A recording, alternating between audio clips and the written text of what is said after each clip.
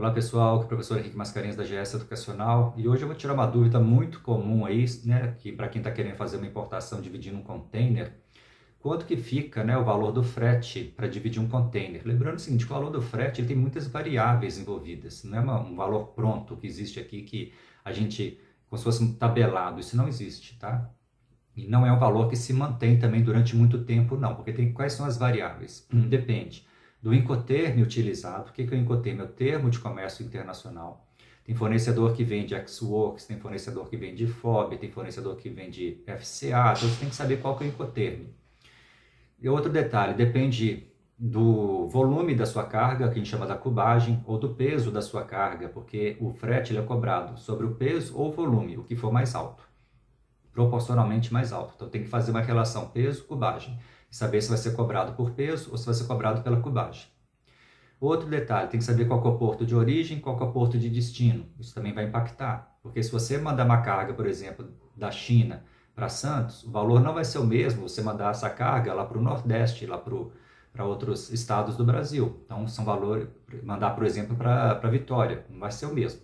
Tá? Tem portos que o custo do frete é realmente bem maior do que outros portos do Brasil. Terceiro detalhe que tem que avaliar também, a empresa de transporte, que a gente chama de armador. Empresas de transporte diferentes têm custos diferentes, têm valores diferentes, tá? Então tem que levar isso em consideração. Então tem que fazer cotação, tá? E outra coisa, o valor do frete ele altera ao longo do ano, de acordo com a demanda, a oferta e demanda, tá? Agora, por exemplo, nesse momento o valor do frete está até relativamente baixo, mas teve épocas que o frete estava muito caro. Então depende de fatores econômicos a nível internacional, oferta e demanda global, se a economia está aquecida, se está em recessão, tem vários fatores. Normalmente o valor do frete ele é cotado aí, a validade dele pode durar uma semana, 2 semanas, depende. Mas é muito difícil você conseguir uma cotação que dura mais de 2 semanas. Então tem que levantar custos, não existe valor pronto, tá? Não existe valor pronto, estou sendo sincero aí com você. Se alguém te passar um valor pronto aí, pode, né, ver que tem alguma coisa aí que você tem que levar em consideração. Só para você ter uma referência, tá, de uma cotação que eu peguei agora recente para um cliente que fiz aqui para ele, deixa eu verificar aqui, o Incoterm dele é FOB, tá, estou olhando aqui no meu computador, e o custo do frete ficou em US$ 60, tá, US$ 60 e foi taxado pela cubagem, tá, então foi taxado pela cubagem, no caso dele aqui.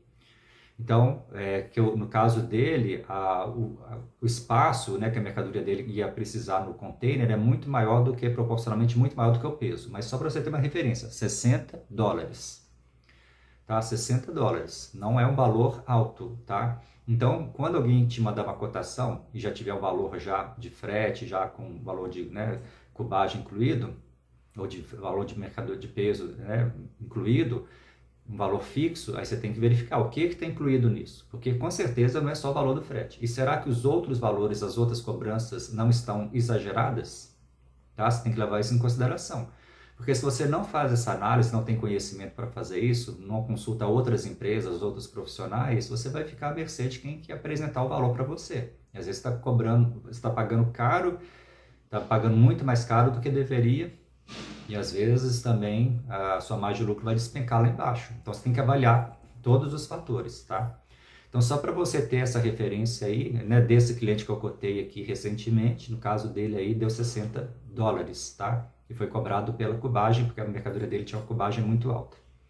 E nem sempre vai valer a pena você dividir container, porque vamos supor, se você tiver uma cubagem muito alta, né, e de repente vale a pena você pegar um container só para você e pagar o frete do container, que sai às vezes mais barato do que você fazer dessa forma. Então tem que avaliar. Será que nem sempre vai compensar fazer uma importação dividindo o container? Às vezes vale a pena você pegar o container todo para você. Tem outras opções de containers mais baratos que às vezes justifica você estar fazendo isso. E tem que levar em consideração também taxa de armazenagem no porto.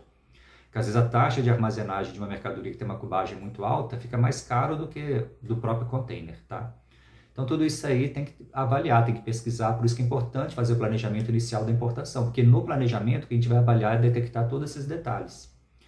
Planejar isso da forma perfeita e apresentar para o importador o que realmente compensa, entendeu? Em termos de custo-benefício, para só depois a gente seguir em frente, tá bom?